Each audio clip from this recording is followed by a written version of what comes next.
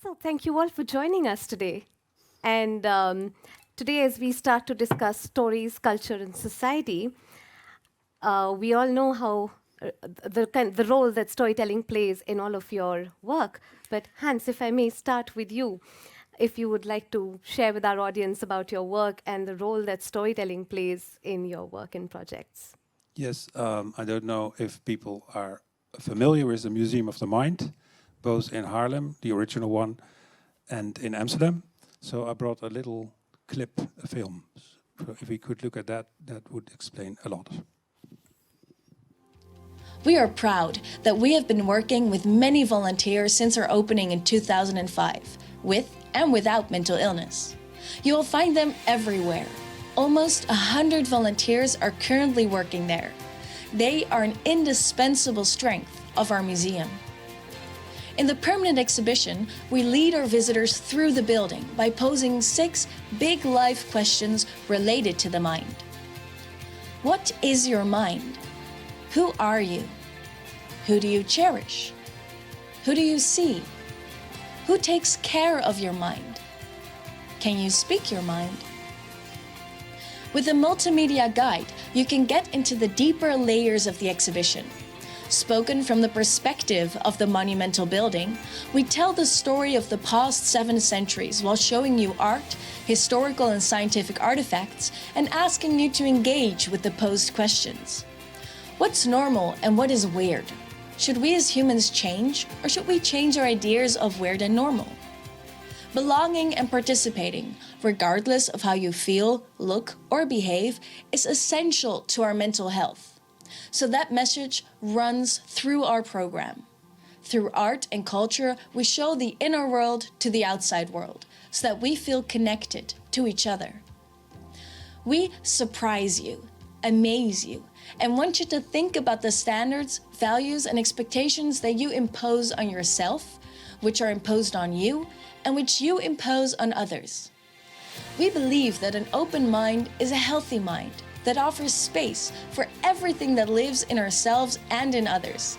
How we think, how we behave, how we believe, and how we love. We are committed to inclusiveness and a world without exclusion and stigmatization. We make mental health a topic of discussion with our art and cultural programs, even for people who might think they are normal.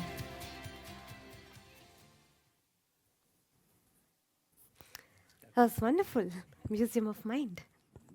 Yes, the Museum of the Mind. So we are about the artwork between your ears. That's what we are about. It's fabulous. I- It's an interesting artwork. Yes, it's a very interesting artwork, and it's also a pun because you cannot, of course, collect the mind.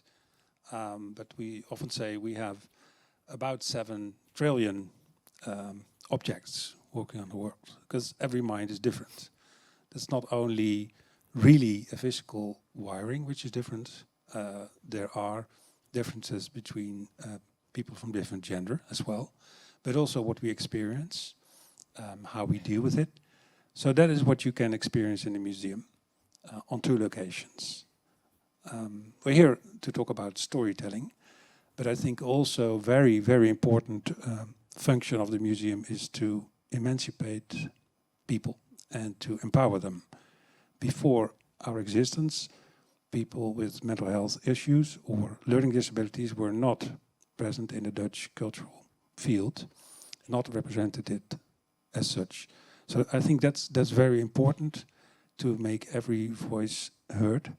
And that's what we do in the museum. We don't tell stories about people, it's their own stories. So we don't do diagnosis, we don't say this is someone who experienced this or that.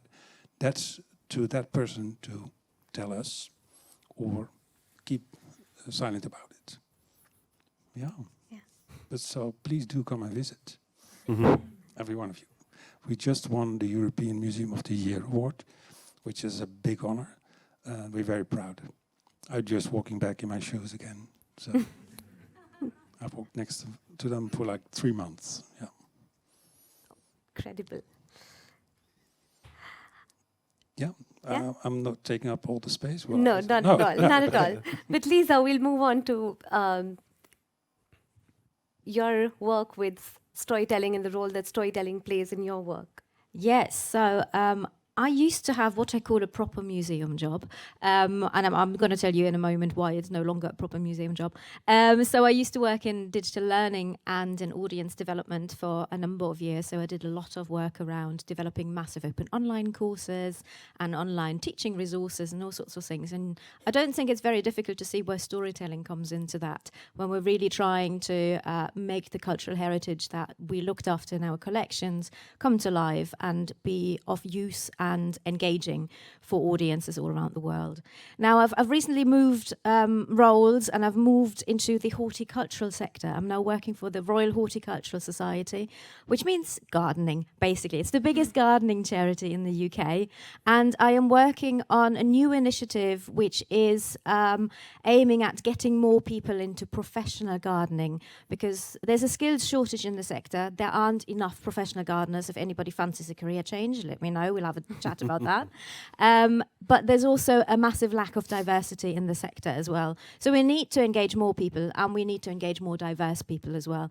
And you might wonder, what on earth has that got to do with digital storytelling? And that's a very valid question. On the surface, not a lot, because, you know, I need to get more people to actually enroll into formal training opportunities and to become wonderful gardeners and horticulturalists and plant-related specialists, basically.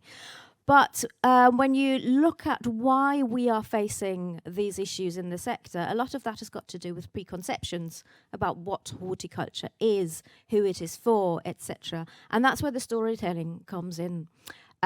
Because so far we've probably not been particularly good at telling all the stories that are out there, all the stories around plants, around their discovery, and I say that in quotation marks, because obviously nobody really discovers plants. They've been around for forever. And particularly when we talk about European explorers, they basically just, in very many cases, used the knowledge and experience and expertise of the people they met to point out all of those plants and how useful they were for certain things. But at the moment, we're not necessarily very good at telling those stories. And I think that is where storytelling really comes into what I am doing at the moment, because we've already heard about hidden stories. We've already heard about stories that are not told at all. So I'm really looking at, on the one hand, telling stories about the breadth of careers that are available, but also the kind of stories that are still hidden in our collections, the stories around plants from all over the world, where they came from, stories around plants, for example, that we think we know very well. We all know what an apple is and what it looks like, right? And we all think, oh, this is such a European thing. But how many of you actually knew that apples basically came from China tens of thousands of years ago, probably in the guts of bears and ponies? So there's a lot of fascinating detail around that.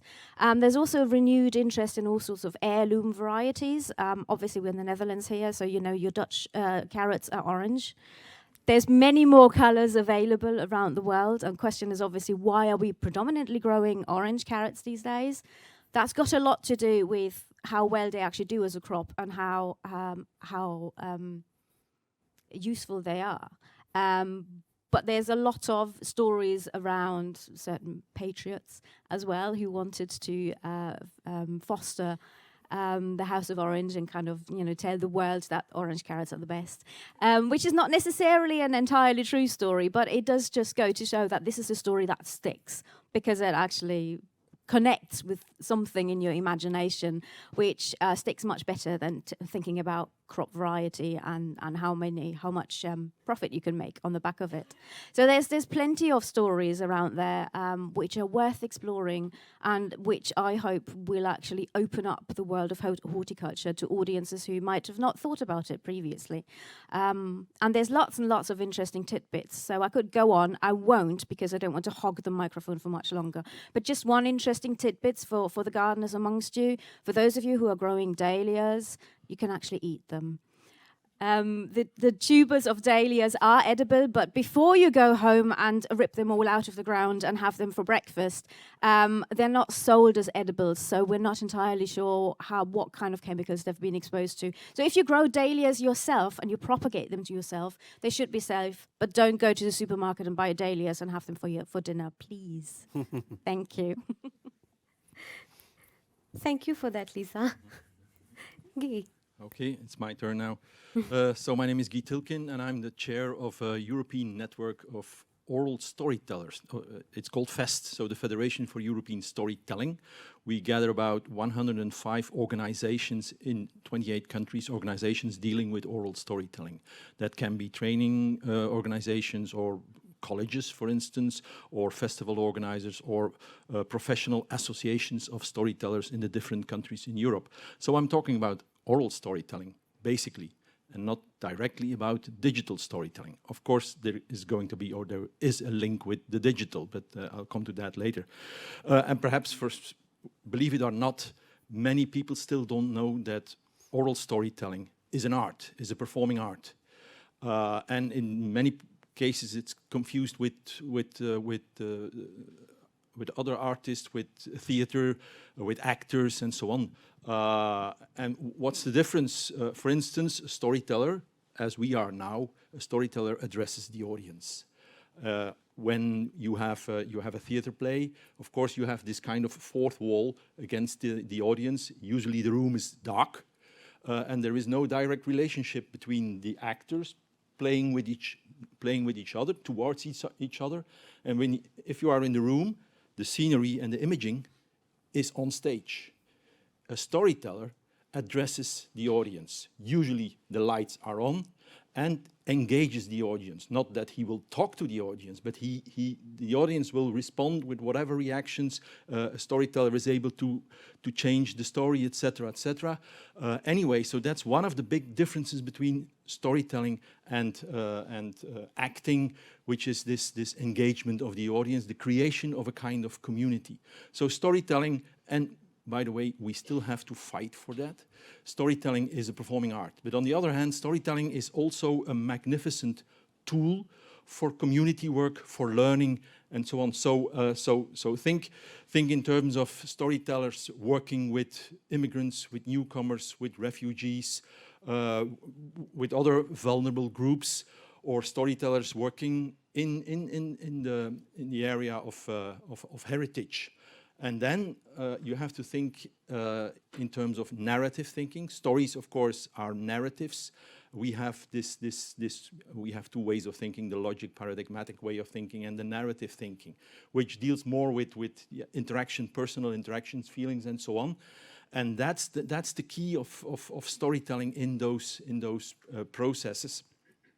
So then, I'm referring to meaning-making processes, heritage.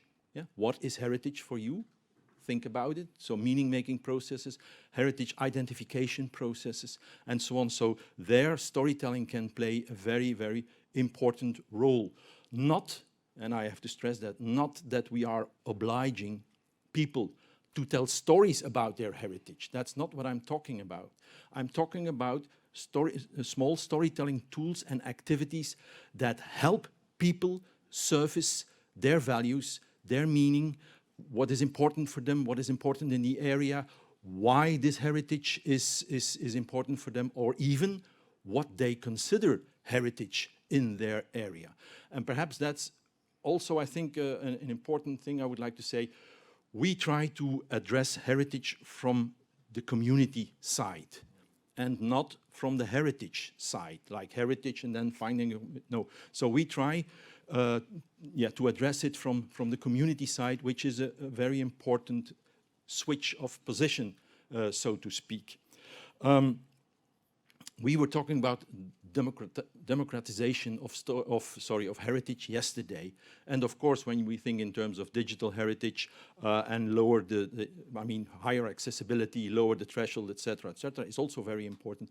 But democratization also starts by starting from the other side, by engaging the community in co-creation, in meaning making, in defining, in identifying, etc., etc. And that's the other way of democratizing, it is a difficult word, heritage. So, yeah, what's the link with digital? I mean, we saw it. That's this movie. That's the link with digital, where people first gather, talk to people, gather information, turn that into stories, and then turn that into digital. Of course, so the digital, it's linked up. So I don't want to put storytelling as opposed, oral storytelling as opposed to digital storytelling, or as opposed in opposition to the digital. I think it's a complementary tool. And I think it can contribute to quality, also to quality of the digital. I mean, yesterday, the word narrative was dropped, but then we were talking about the narrative behind, for instance, the sites and the platforms and so on. I'm more talking about the narratives of the, between quotes, ordinary people. Yes, and the heritage that comes out of that. So complementarity and quality, I think, if professional storytellers and professional people and professional techniques are introduced in this whole process, I think at all levels, the quality of the result, the quality of the engagement and so on will grow. When there are more, but I would like to give you the floor, of course. There will be more opportunities. I also would like to talk about a project that is called PPS, which is People, Places and Stories. I thought my slide would come out. There is. You should have been looking at this for the last 5 minutes.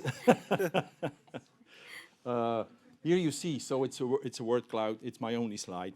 And here you see a number of things that, for me, are related to storytelling, like people, places, stories, heritage, values, learning, narrative thinking, value transmitting, identity, meaning making, etc., etc. I've been talking about that, so you get the drift, I suppose. But this is, for me, this is storytelling. Again, performing art, but also what we call applied storytelling. And that's, I think, very important. PPS deals with the Faro Convention and with the creation of heritage communities, but I will come back to that later, I hope. Thank you. Oh, thanks very much. Pardon me. So yeah, those of you that would have met me yesterday, I go by the name of Mr. G, and I'm fashioned as a data poet, but in the same line as the great Geest.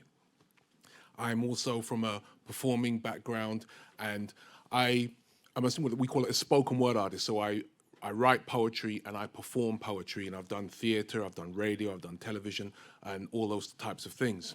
What I guess fashions me as a data poet was that I was invited into the data industry via a company called the Open Data Institute, based in the UK. And what I realized was that there is this beautiful poetry, there is this beautiful storytelling, there is this beautiful artistic expression within the data industry. And so I was speaking to these folks, and they were going to me, yes, we've got open data, shared data, closed data, we've got structured data, we've got unstructured data, we've got machine learning, we've got AI. And I'm thinking, okay, but what is it you're trying to do? Oh, we're trying to solve a problem here, or we're trying to solve this problem there. We're trying to make this connection here, we're trying to make that connection there. And I was thinking, well, that's what artists do, right? We've been doing that since the beginning of time. We were just trying to figure stuff out. And then I think that, like, in terms of the relationship between art, in terms of taking on board scientific information and then trying to understand it and translate that, some people have said that, the story of Dr. Jekyll and Mr. Hyde was informed by Charles Darwin's Origin of the Species. Right? So you have a very sort of acclaimed scientific piece of work of literature, and then you have another work of literature that is being informed by the data that they've exhumed from that, and then think, oh, okay, there's two people inside one person, right? And then they put that out. So I think that artists have always done these types of things. Now, from my work with the Open Data Institute, I was doing pretty much what you saw me do yesterday, where I was looking at data and I was trying to find a narrative or a story or poetry, and I was just relaying it back.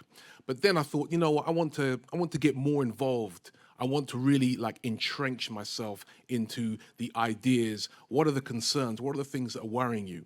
Now, they brought out this project and it was called Copy That.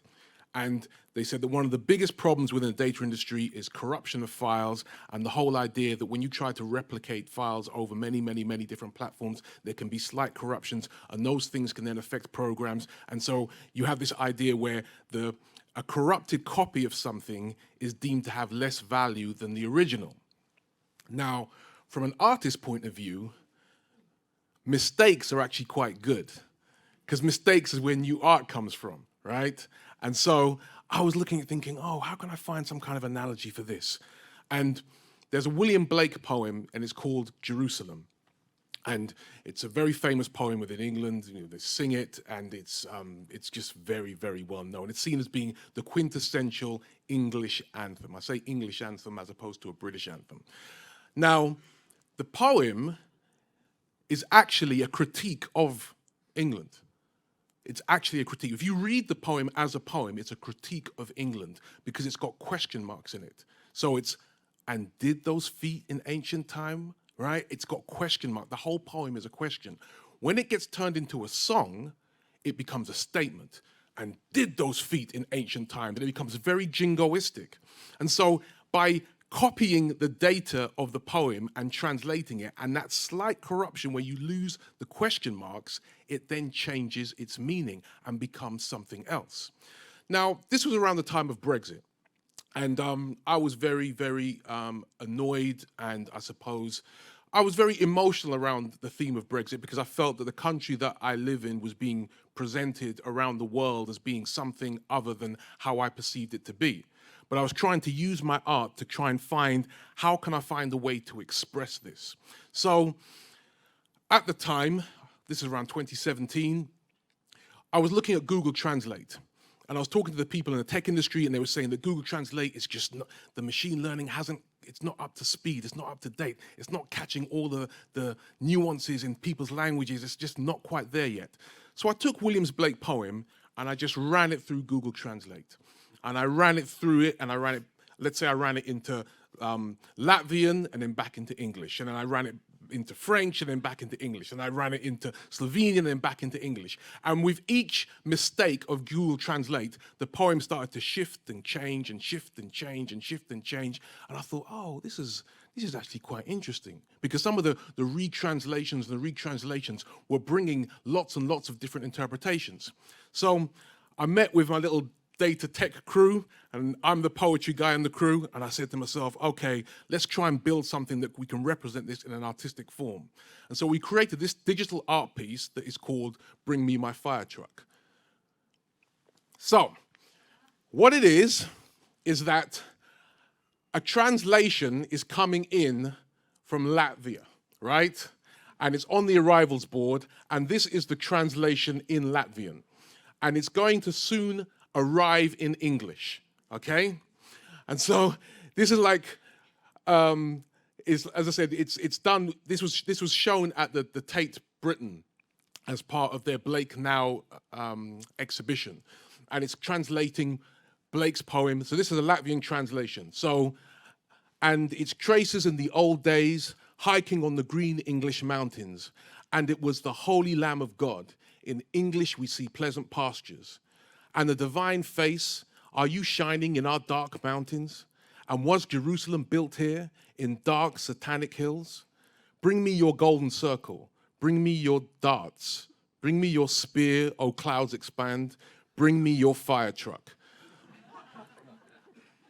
So as the translation goes on and on and on, it changes and changes and changes and changes, and it became a new piece of art, using a very quintessentially English piece of art, but it also spoke to the fears that the English were having in terms of something that they seemed to be so uncorruptible being changed by European translations and European languages and European opinions and European perceptions. And so as you just stand there and watch it, we just had it playing because it runs through all the languages, the main languages spoken in the European Union.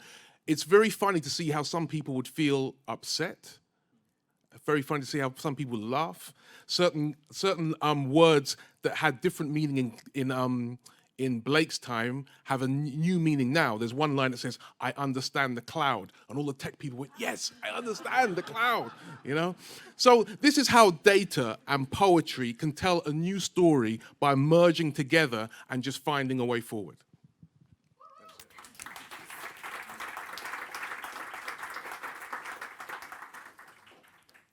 So at this point, I'm going to remind you politely to feel free to drop your questions into the chat if you're online. We're monitoring them. I can see them here. But we also have the magic blue catch box to throw around the room for those of us who are in the auditorium here. So whilst you think about the questions that you want to ask and we review them online, let's kick off the discussion here on stage. Lisa, if I may come to you first of all. I've got a lot of notes here from everything that you all said. There's so much food for thought. But something I was wondering about the Horticultural Society and the beautiful collections you have is, yesterday we heard a lot about climate and what might be the role, what are our responsibilities in the data space around climate, around reducing our carbon footprint.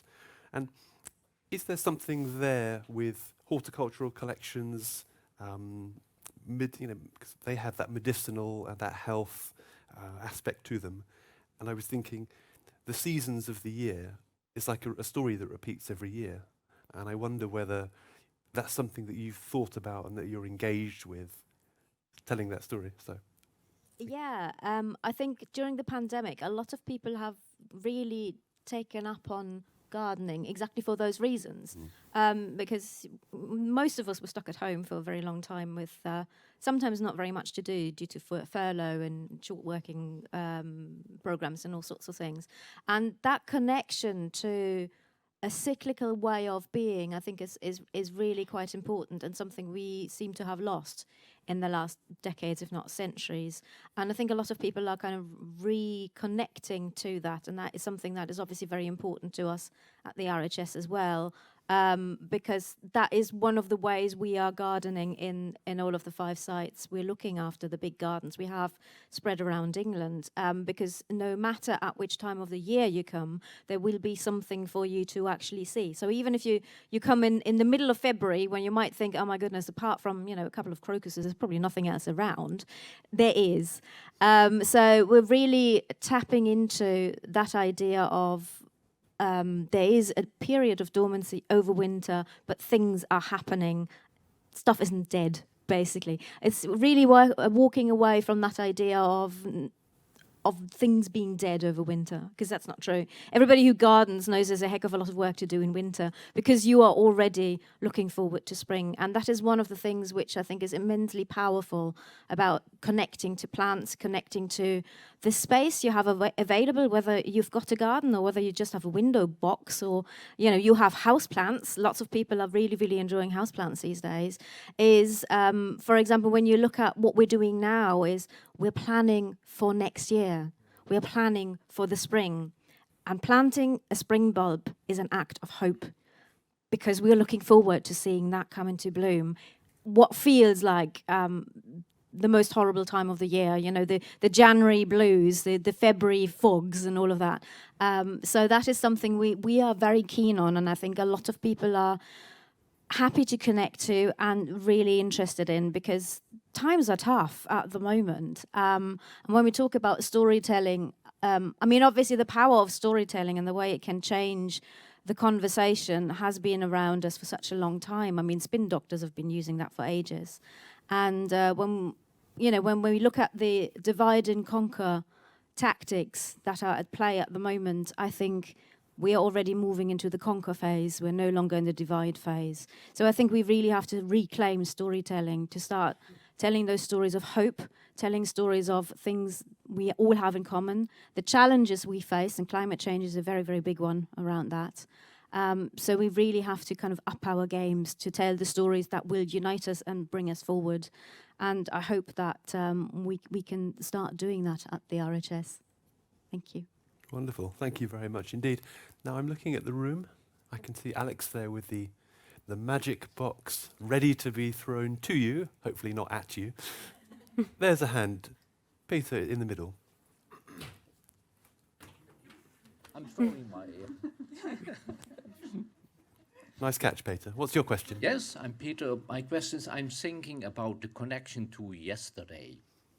And maybe I'm making things a little bit more simple than they are. But we have so much examples of stories. And I want to get all these stories in the data space. And what I missed yesterday is how European or worldwide citizens can contribute to the data space. And I think two things are important. One, the value they could add to the data space. And the other thing is, if the citizens, if we want citizens will use the data space and reuse it, they should be able to take some kind of ownership. It's their heritage, and they will take ownership if they would be able to contribute to that. And that was, I think, a missing part yesterday. That's my more remark than a question.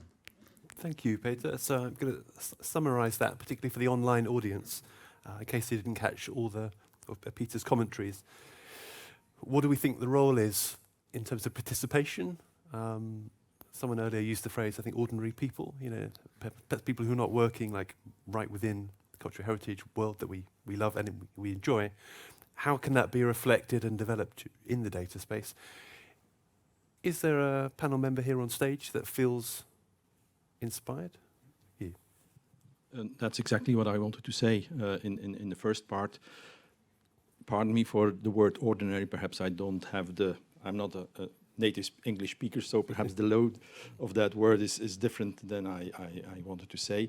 But yes, storytelling is a very low threshold practice. Everybody can tell stories. That doesn't mean that everybody is a storyteller or able to go on stage, but everybody can tell stories because stories are in your mind, stories are in your family, in your street, in the city. They're 100% around us, and it's the way we communicate.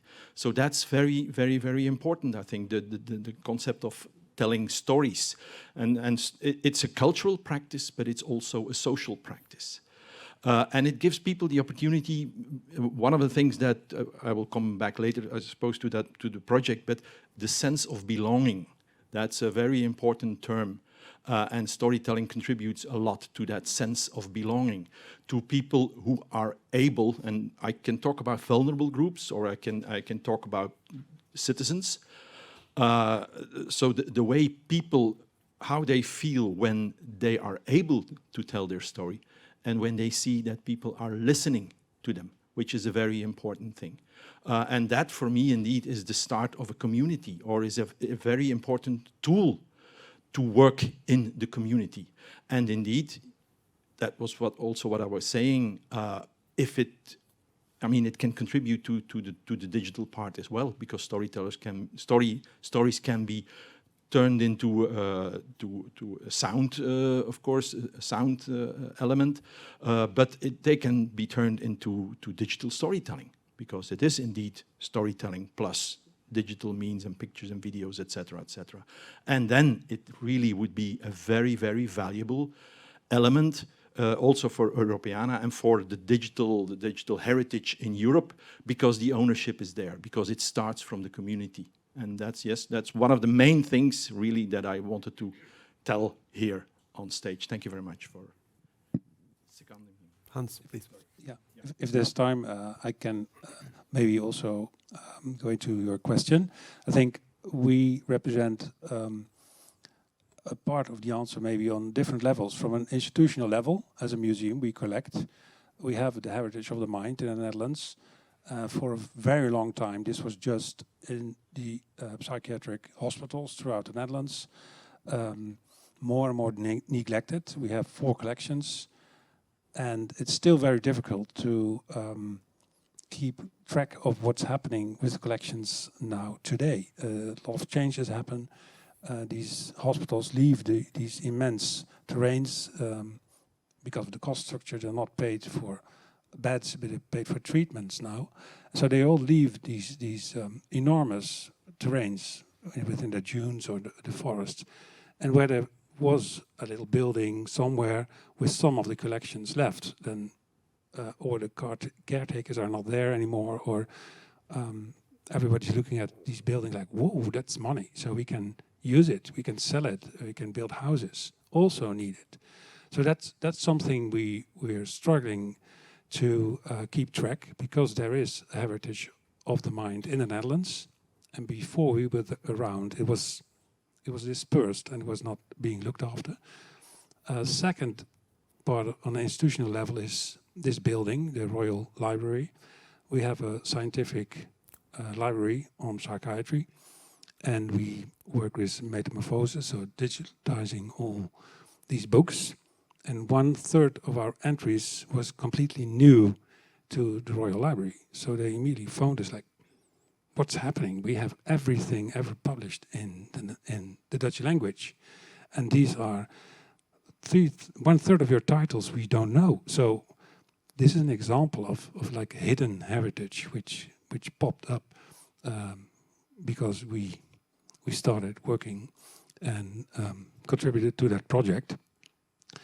And on a personal level, because, well, it's true, there's a lot of stigma, prejudice around mental illness, although 1/4, 1/5 of the population is being treated within the mental health system each year.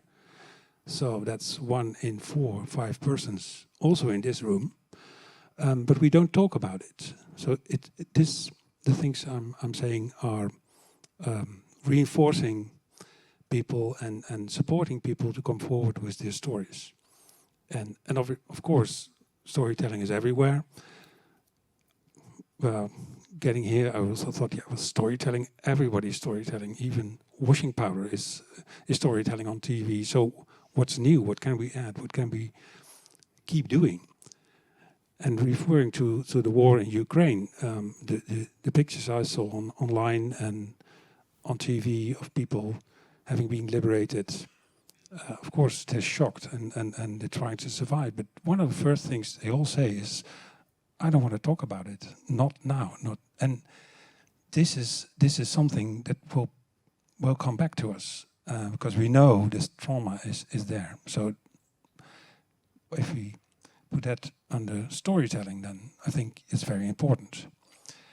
And one last thing is that because of stigma, it's sometimes very difficult for people to come forward or to hand over their personal material, the ego documents. Yes, we have strong voices, and strong voices who have written diaries and also in our collections, and very important stories, sometimes rebelling against the system, sometimes writing from experiences which are new to people who have never experienced them. But still, there's a hierarchy in if they're being valued at the same level as other heritage, and that's very important for us to keep working on. And some people just keep things for themselves, or well, once they are not there anymore, the family doesn't see whether we should even, well, rub that stain any further. So that's one of the challenges we all have, I think. Yeah, just I would like to add to, I don't want to talk about it because of course that happens a lot, because many storytellers also work with refugees, newcomers, immigrants, etc. And that sentence, I don't want to talk about, pops up regularly.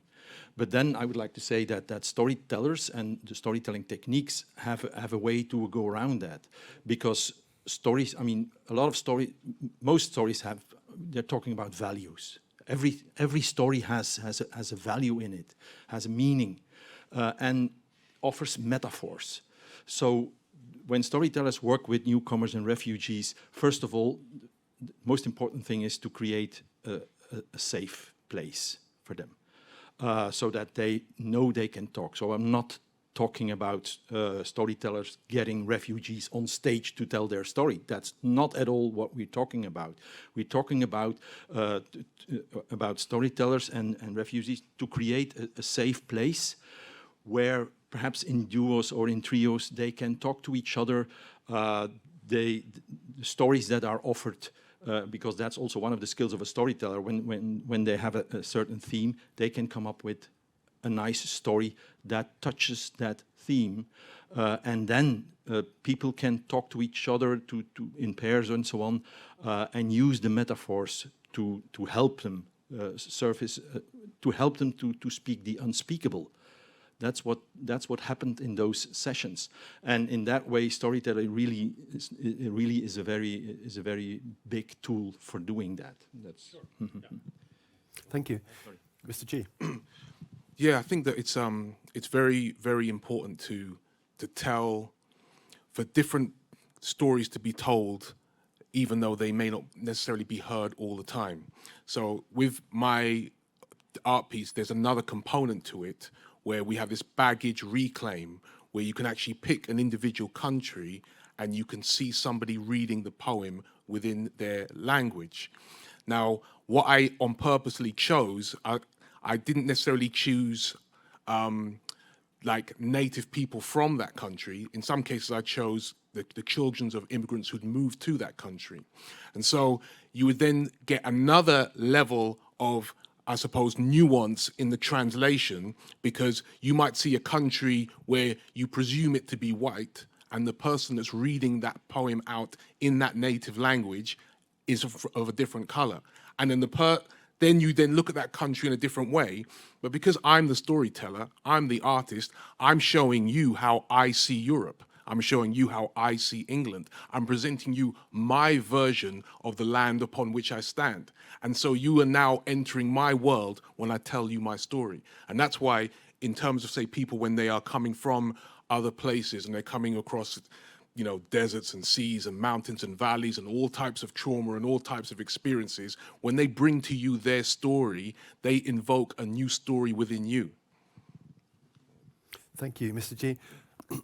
Now we have a question in the room, which we're going to take. Please introduce yourself and state your question clearly to the panel. Thank you. Yeah, Marco de Niet, Leiden University Libraries. So far we've had a very positive approach to storytelling. But yesterday we had some provocations, and I'd like to make a provocation now. I think storytelling is also very dangerous. I think we see that happening in our societies day by day. You could even call the war in Ukraine the result of a fiction, of a story told by a Russian president who gets his people, to go to war in another country. So we have all these conspiracy theories going on in society. We see divides growing because of storytelling. And actually storytelling can take us away from fact and knowledge in a way. So I was curious to hear, after hearing all your positive outlooks on storytelling, how do you cope with the dangers of storytelling? Thank you, Marco. But what is fact other than a well-told story? Do you know what I mean? Like, what is fact other than a well-told story, a story that gets repeated over and over and over, drummed into syllabus? And in terms of, like, say, storytelling being dangerous, of course it's dangerous, right? It provokes thought. Thought can lead to action. Action can then lead to situations. But how many of us have ever lived in a time, or know anyone that's ever lived in a time that wasn't dangerous, right? So storytelling can cause the disease, but storytelling can also be the cure. It's people. It's who we are. So we're both the gift and the curse that we bring into reality. So I'll admit, yes, it is dangerous, it is terrible, and you can assign so many terrible things to storytelling. But on the flip side, in terms of, like, say, what I guess we're trying to do is we're trying to present another side of the story and then allow you to make the choice along which path you want to choose. And just to follow on that and add to it, I think, when I say we have to reclaim stories, as we have to become better than the people telling the dangerous stories. And I think there's plenty of people in this room who can actually contribute to that. That is something we can all do. and I've lost my train of thought. Obviously, I have, because the moment you sit on a stage, your brain goes funny. So I'm going to keep my thought and hopefully find it again in a couple of minutes. I apologize for that. Yeah, well, I think your question is very relevant, but I think also you already in the question, you're distinguishing between facts, stories, and fables. So I think storytelling is not dangerous in itself. Storytelling is a way to make sense of the world. So it's as we all look for explanations of what is happening. But I agree, yes, we should check with the facts that are there. We've seen in other early conflicts in Yugoslavia where the large field, a battle of 1319, if I remember correctly, was the reason for one population to be, rallied against other part of the population in the same country. So we see it again here. But I don't think we should blame stories. No. In our case, we have stories of people who had a mental crisis, and you think, is this really what happened? Is this a true story? It is an experience as well. So I think we should stick to the facts. I totally agree, but we should not therefore throw out the power of stories. I would like to add a little bit. You're perfectly right, of course. But stories indeed can be turned one way and the other, but so can heritage. It's the same. It's not the same thing, but it's the same problem. You can use heritage for identity building. You can use heritage for saying this is our heritage, ownership of heritage, and this heritage is part of our roots. And then you're using heritage for a totally different thing than we are trying to use it for. And the same goes for storytelling. So yes, indeed, you can. Storytelling, by the way, is abused. We all know, I mean, the word narrative, that's a buzzword. Everybody uses the word narratives and narrative building, etc., etc. But it's true. Our nationalist party in my country, I'm from Belgium, they use strong narratives. And by the way, they use social media and strong narratives in a perfect way. They give a lot of money to it. Yes, that's the same thing. It can lead to abuse. But indeed, we have to counterweight that by using it in the right way. It's not, as you said, it's not the object, it's not the storytelling, or it's not the heritage. It's the way we look at it. It's the way we use it, and that's the problem. And yes, you're right. There is a problem, as well as it is with heritage. Mm-hmm. Thank you. I found my thought again. And it's got to do with the audiences we're telling stories to. Now, you said obviously that, storytelling is something that is interactive with the audience. And so the audience as such is not passive, it's not just consuming stories. So we talk a lot about media literacy and really skilling up young people, but also everybody else, really, about fake news and propaganda, as we used to call it in the good old days, right? For them to be able to identify what is factual and what has got a good element of fiction with a political purpose behind it. So I'm not trying to pass on the ball to, audiences just need to kind of skill themselves up a bit more. But what I am saying is, if we are actually equipping our audiences and the people around us to become better storytellers themselves, they will notice, they will get a sixth sense for what might be slightly on the less factual side, what they're actually engaging with. That was my thought. Interesting, because that's actually an answer to a question that we just had from Anna online, which asked that we are assuming that storytelling is similar to propaganda.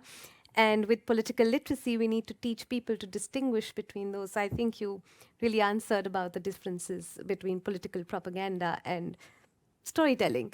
But is it also somewhere linked with the algorithms of the platform that we're using to consume these stories also? Would you have a thought on that, Lisa? Yes, I spend a lot of time on Twitter. And we know that social media in particular just lives on outrage. because it provokes strong emotions and strong reactions, and the engagement is obviously something that is driving those algorithms to put all of those messages in front of you on a more regular basis. So I really think in terms of how social media platforms are dealing with the content, we will need to have a look at that. I'm not entirely sure who to speak to. Elon Musk, if you're listening to this, let's perhaps have a conversation. Yeah, I think we need to move away from the joy and the pleasure certain people get of outrage or out of outrage, because it's not the most useful emotion to have in order to move forward and in order to really look at the big things that we are facing as a society, whether that is an individual nation or whether that is Europe or whether that is the rest of the world, really. Outrage is not going to get us anywhere. So we just need to get away from that, is what I'm saying.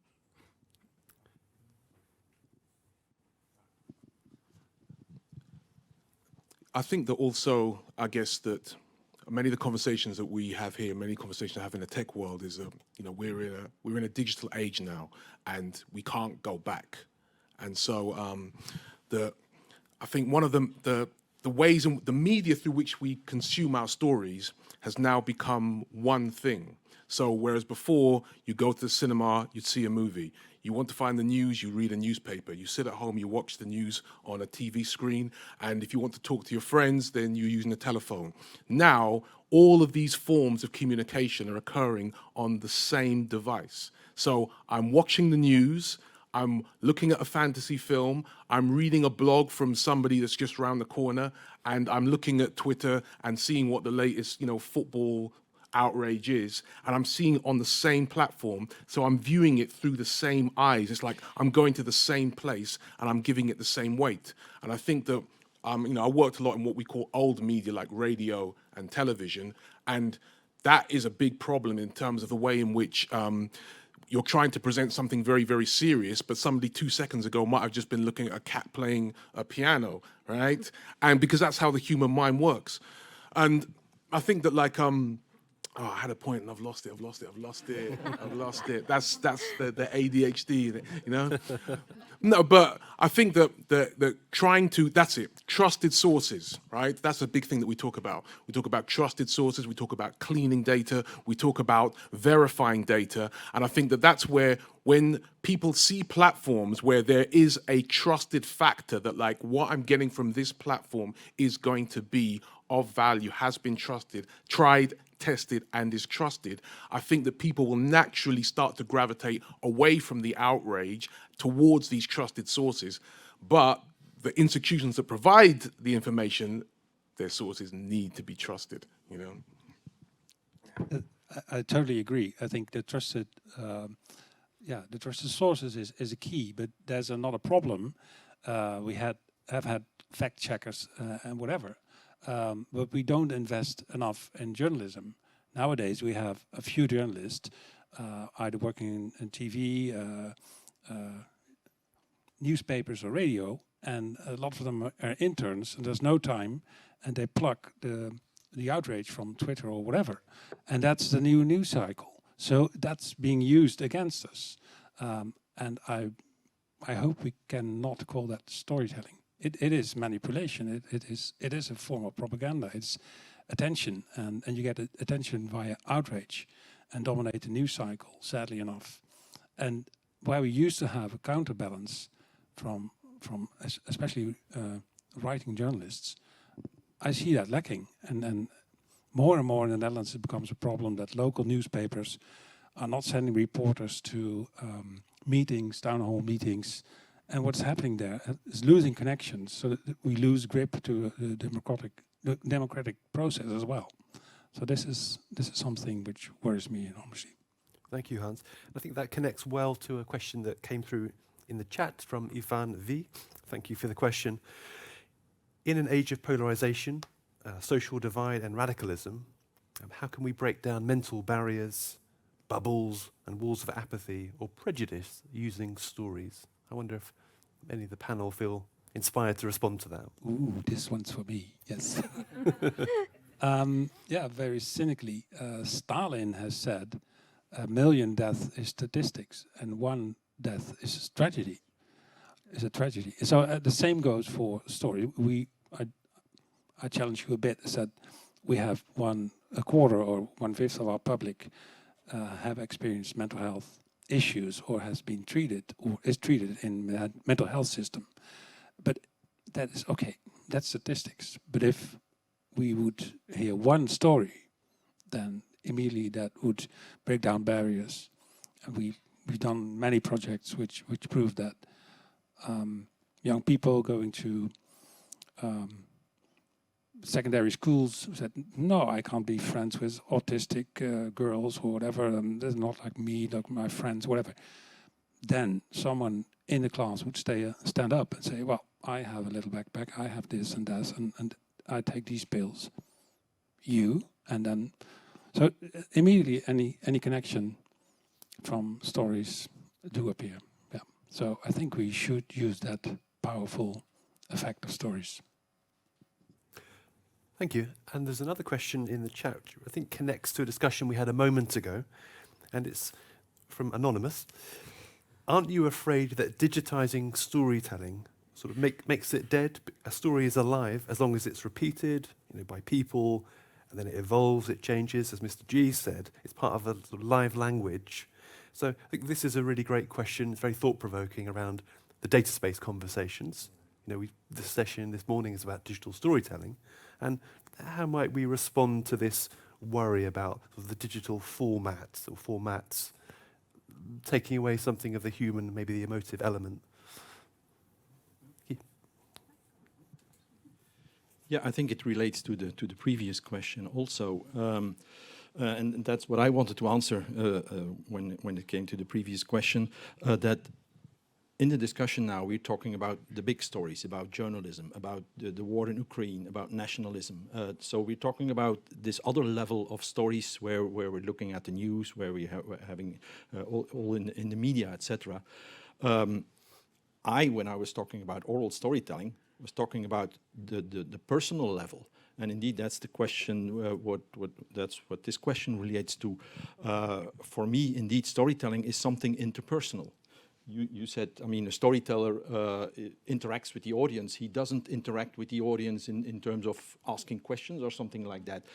He relates with the audience, and in that sense, a storyteller walks through his story and tells about the images.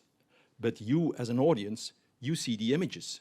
That's what I said in theater. In theater, you have the imaging on stage. In storytelling, you have the imaging, yeah, in your head, and that's different. So a storyteller orchestrates the images in your head, and in that respect, it is co-creative, because you create different images than the storyteller is projecting by his telling, because you have a different background.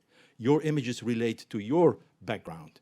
Yes, so and in that respect, storytelling is very co-creative, not only with an audience, but so back to that question, I indeed think that storytelling is something very, very interpersonal. And perhaps this is the moment I would like to tell you about a project that we are running at this moment, which is a project called PPS, People, Places and Stories, which is an Erasmus Plus project. You all know the Faro Convention, where the Faro Convention, so the Framework Convention for the Social Value of Heritage, where the role of heritage really is seen as a social value in terms of inclusion, in terms of learning, in terms of regional development, economic, environmental, stuff. So there is this role of heritage. One of the key elements of the Faro Convention are heritage communities. So that's really a concept that's very important. And then the question is, so heritage community is a group of people that one way or another feel related to some heritage. That can be an event, it can be a building, it can be a park, it can be any kind, it can be kitchen or cookery or whatever. So that's a heritage community. And then the question is, how do you, how do they start, or how can you build? And so the project, because it's an Erasmus Plus project, looked at competences for facilitators of heritage communities. So people in the community who want to start or improve or sustain the community through heritage connection, through relationships with heritage. Some of them And that's also one of my points. Some of them don't even, if you look at, for instance, a community of place, these are people who live together in the same area. They can be different groups, but they may relate to the park or whatever in the area in a different way. And then it's, how can you find out what the relationship is with the heritage? Or there is already a building, or there is already something like that. So you have different starting points, and then the project looked at, okay, what competences are needed to build heritage communities? And there we back to the people-to-people relationship. Storytelling plays a very important role in that, in meaning-making, in heritage identification, but also, of course, organizational competences, personal competences, etc. So, and that's what we try to do. And I think this is a very important, so I would like to bring storytelling a bit back to the local level. It's true, there is a higher level, but that's, I mean, a storyteller has no impact on that. A storyteller or a person who uses storytelling techniques has an impact on a direct impact within the community. And that's important, and I think that should be, for us at least, for the group I represent, that should be the way of working and the way of doing, and bringing in values and recognizing values and bringing people together, etc. So I would like to distinguish those two levels. Thank you. Yeah. Yes, I agree. We should talk about personal stories mainly, but also to answer maybe the question of Anonymous. You're right. If we record a story, it gets frozen in time. We digitalize it; it's frozen in time. But if you would regard it as an object, like in any museum, an object is just an object. We could safeguard this glass as a testimony to today, but it's just a glass. So it only gets its meaning from the context. And so every story which we digitize and save for future use or for future remembrance or whatever, gives us access not only to that story, but to that context as well. That's how it should be. And just to add to that, I really like that question, actually, because I tend to have a lot of conversations about digital storytelling in particular, and I'm always very interested in not making it turn into broadcasting, because it's very easy to say, oh, we're going to do a short video on this, or we're going to do a kind of an Instagram story or whatever, and we just put it out there, and that's all it is. The way I see digital storytelling when it comes to cultural heritage is it's the beginning of a conversation. What I'm trying to achieve in my own storytelling is really make people move forward and go, tell me more about that. I didn't know that. That's a new fact to me. Where can I find out more? Can I talk to somebody about this? Can I post a question on Twitter or Facebook or wherever I am, or on TikTok? TikTok, next big thing. So that is really where I see the digital storytelling side as falling into that spectrum of, you know, do we have that kind of interaction?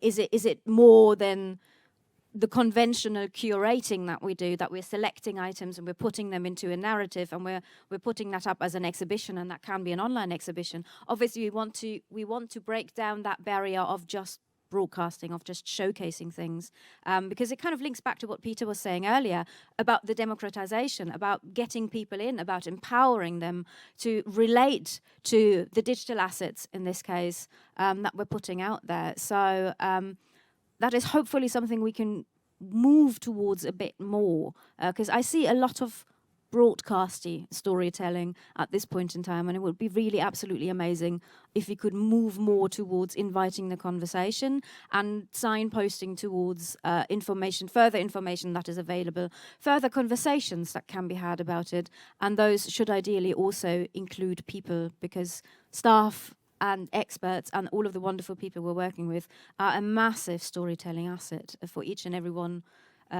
in the cultural heritage sector. So don't forget about the people. It's not just about the videos. Yeah. I think that in terms of the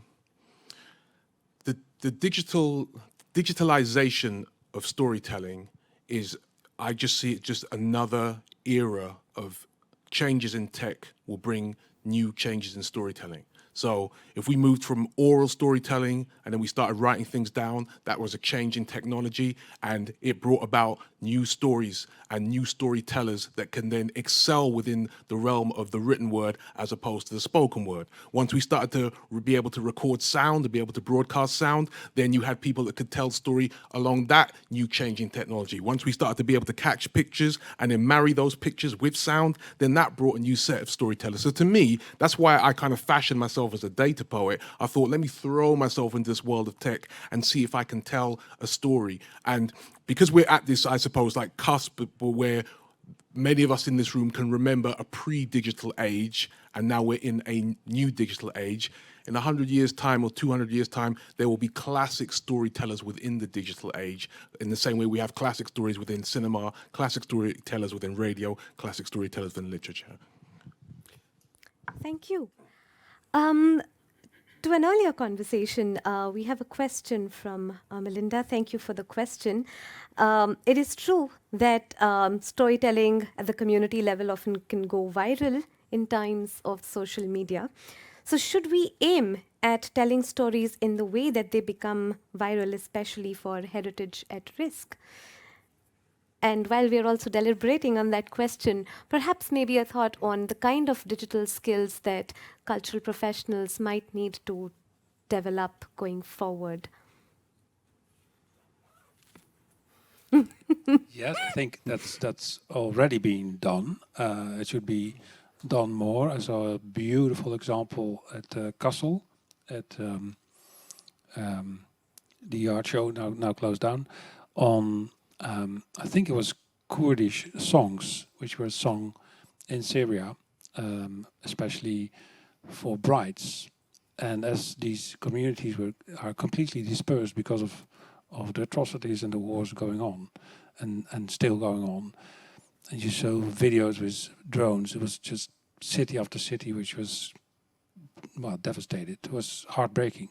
And then there were women singing these songs on hilltops for myriad times, and it was beautiful. I never knew any of that these things existed. So I was triggered. I thought, yes, it was felt like a rescue operation, and yeah, we should do more of that. Absolutely. And I think digitalization of these stories are extremely, well, this medium is extremely fitted to do this. Yes. Thank you, Hans. I think we have a question in the room. If we can squeeze it in before the end of the session, please introduce yourself and state your question clearly. Thank you. Morning. Actually, it's more a small comment than a question. My name is Georgia from Greece. I work as a museum professional and followed your inspiration discussions to this morning panel. I would say that storytellers, to my approach and in terms of culture sector, are the so-called cultural reactors, those that have the power. It's a totally performative and reflexive process, as also you mentioned, and has this power to engage, but with elements, and have this reaction from different kind of audience. And we curate storytelling bearing in mind the characteristics and special needs of every community and people. So cultural reactors, storytellers. Thank you. Thank you. Thank you. And perhaps one final question from the gentleman here. Thank you, Alex. I'm Alex Tursky, Easy Travel platform, storytelling platform.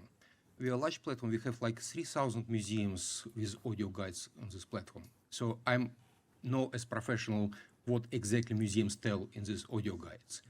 And you know, we here discuss very complicated things, but I know that in reality, these stories are extremely boring. People start sleeping. So, sorry, I really see it. With 3,000 museums have statistics. But I notice that those museums, we also have stories for places. We have a lot of guided tours. But some stories are really fascinating. And I notice these stories are created with quite, with, let's say, definitely involvement of some people with theatrical experience. People who really can make radio storytelling. So I think that probably interesting direction is when cultural institutions join forces with radio specialists, because this digital storytelling require, like Mr. G said, well, it requires special attitudes, not just you take microphone, record something. And for me, as a person who really deals with these stories, I think that's really a pain that we need, let's say, probably say a little bit too harsh, but museum curators should not just record stories themselves. They should involve specialists who can tell stories. Could you explore it a little bit? Does it make sense? For me, it makes a lot of sense. So that would be my request. I mean, there are professional storytellers out there. There are heritage interpreters, and by the way, heritage interpreters work a lot with storytelling. Also for this connection, for this meaning making. How does this relate to your life and your background, etc. And it's through stories. But yes, I mean, I think it's very important that people look at storytelling as an art and storytelling as a tool, and that there are professional storytellers, I mean, they are in a way the artists of narrative building, and that they should be used. Yeah, I agree with you. A lot of it is boring. Where is the quality? Where is the relation? How do these things relate to you, etc. So for me, indeed, the cooperation between artists, verbal artists, storytellers, poets, etc. I mean, that would be, I think, one of the main suggestions that should come out. I mean, quality of narratives, quality of interpretation, introducing real storytelling and real storytellers. I think that would be a very a big improvement in most of the products that we have. Mm-hmm. And just to link that back to the question Medawi was asking about, what kind of skills do we actually need in the sector? Because it's true, not everybody actually tells engaging stories, because it is a skill, and it is a skill that needs to be practiced, and it is also a skill that needs to be acknowledged within organizations. So there's sometimes a disconnect between those people who've got the license to tell the stories and those people who are actually any good at it. And so what I'm trying to say is basically identify the storytellers in your organizations, identify those people who are doing this sometimes very naturally. The front of house people, your guides, people who are taking youngsters around, they are normally very, very good at telling interesting and engaging stories, because it's really hard to make a 15-year-old interested in what you're trying to do. and empower those people. And also on a very basic level, how about you add digital storytelling to your role descriptions in your digital teams or in your engagement teams, to really acknowledge that this is a skill that is important, that is necessary, and that is also valued. Yeah, and I just, in terms of like you mentioned about going viral, I think that like when Guy's talking about just taking it to a small level, it's really going back to the basics of it's a one person talking to another person. I think trying to tell a story where you're trying to go viral or trying to please the whole world, that's not what we're about. It's about telling that very special singular story. And in terms of museums, I definitely advocate that museums should bring in artists to come and just interpret the experience and the emotion. I had a friend of mine, and he wrote a poem that was based on the Louvre, but he wrote it about the other paintings being jealous of the Mona Lisa, right? And but it captures you though, because he takes you there and it makes you think, I want to go there and see these other paintings now, right? Because he was doing it in an artistic way, as opposed to saying, well, don't look at the Mona Lisa, look at this painting, this painting, this painting. He goes, no, he uses creative mind to think, how can I engage my listener to then start to think, let's explore other areas and other art forms, not just the ones we see on the postcards. So definitely bring in more artists to help beef up the story. Yeah. Hans, let's go to you for a final comment, please. Yeah, well, I think it's very important. It's very clear to me what you're saying, that we should use every professional to bring across a story. And well, as museums have mentioned, I totally agree. This visual thinking strategy, maybe many of you heard about it. It's not like this painting is so old, it's so valuable, it has a frame, whatever. No, it's what do you see, and how to engage really the public. And now this is a very old truth to me in any educational setting where you convey information to to listeners, either more active than you or as you are already almost listening to us for an hour. It's unfreezing, moving, freezing. So it's first get the people get their attention, then feed them with new information, new story, and then try to consolidate that information or that viewpoint. That's exactly how our museum was made, and that's where therefore we end our story with the universal declaration of the human open mind, and we ask every visitor to sign, and we have come up with a statement together with the communities and with health professionals and everyone we could lay our hands on. And so I think that's important. So it's also the perspective. So what can I do? Can I find further information? Is this something? How does it relate to my life? And that way stories won't die, even if they're digitalized. Thank you, Hans.